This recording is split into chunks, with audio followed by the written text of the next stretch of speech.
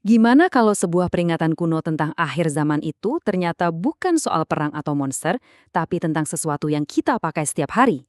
Dalam penelusuran kali ini, kita akan bongkar hubungan yang mengejutkan antara sebuah nubuatan, keuntungan korporat, dan dahaga planet kita akan sumber daya paling vital, air.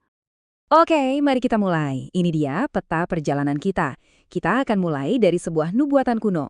Lalu kita lihat dahaga tersembunyi di dunia kita, sampai akhirnya kita bertanya, apa jangan-jangan peringatan ribuan tahun lalu itu sedang jadi kenyataan tepat di depan mata kita? Jadi, cerita kita ini berawal dari sebuah teks kuno dalam eskatologi Islam. Teks ini ngasih peringatan tentang salah satu tanda besar akhir zaman, kemunculan sebuah kekuatan dahsyat yang dikenal sebagai Ya'juj dan Ma'juj atau Gog dan Magog. Coba diperhatikan detail kuncinya. Ancaman yang digambarkan di sini itu bukan kehancuran lewat senjata atau api, tapi lewat konsumsi yang nggak terkendali. Mereka bakal meminum habis sebuah danau sampai kering.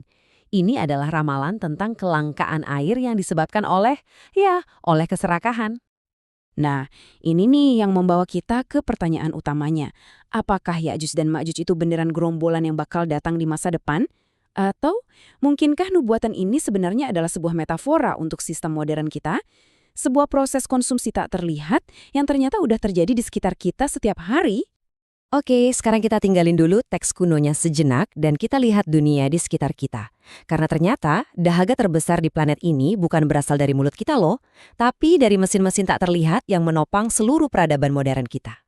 Jadi, kemana sih sebenarnya semua air kita pergi? Jawabannya mungkin akan mengungkap sebuah krisis yang sering banget luput dari pandangan kita. Kenapa? Karena konsumsi air terbesar itu bukanlah air yang kita minum dari gelas. Ambil contoh gampang, era digital kita. Angka ini mewakili biaya tak terlihat dari setiap interaksi kita dengan AI.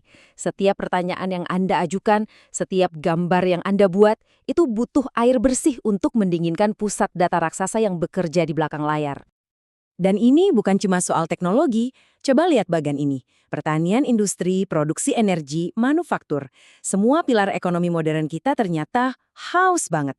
Bisa dibilang, peradaban kita ini secara harfiah dibangun di atas fondasi air. Nah, ini membawa kita ke konsekuensi berikutnya yang cukup logis. Kalau air menjadi emas biru yang baru, pertanyaan paling penting selanjutnya adalah siapa yang mulai mengklaim kepemilikannya?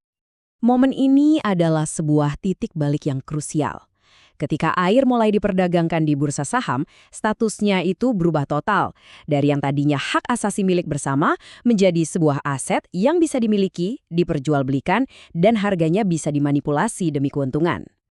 Dan para pemainnya ini bukan raja-raja zaman dulu loh, mereka adalah raksasa teknologi, miliarder, dan perusahaan keuangan. Mereka nggak perlu kirim tentara buat merebut sungai, mereka cukup membeli lahan pertanian yang punya hak atas air atau menciptakan dana investasi yang memperlakukan air persis seperti saham. Dan kelangkaan yang diciptakan oleh sistem ini bukanlah sekedar angka di layar komputer. Ini adalah kenyataan pahit dengan konsekuensi yang benar-benar menghancurkan, baik bagi manusia maupun bagi planet ini. Coba deh bayangin ini. Menurut PBB dan Bank Dunia, kurang dari 1 dekade dari sekarang, dunia kita bakal kekurangan 40% dari air tawar yang kita butuhkan. Ini bukan sekadar prediksi ngasal, ini adalah proyeksi matematis. Dan kita nggak perlu nunggu sampai 2030 buat melihat dampaknya. Bencana alam yang ternyata disebabkan oleh deforestasi, cadangan air bawah tanah yang terus terkuras habis, bahkan kualitas air minum yang menurun di negara yang kaya sumber daya. Semua ini adalah gejala dari krisis yang sama.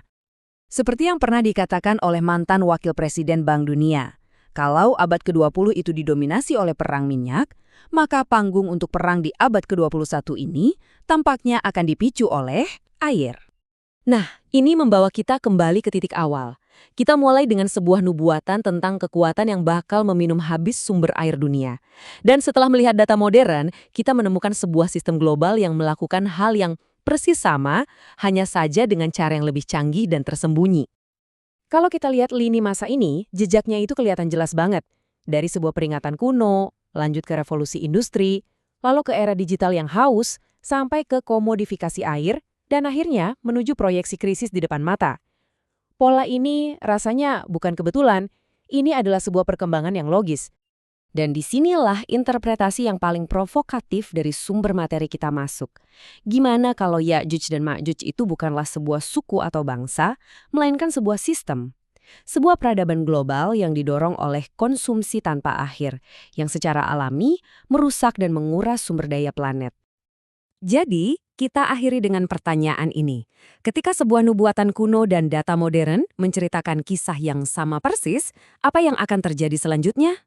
Apakah kita hanya menyaksikan sejarah berulang, atau jangan-jangan kita semua adalah bagian dari sebuah cerita yang akhirnya mungkin masih bisa kita tulis ulang?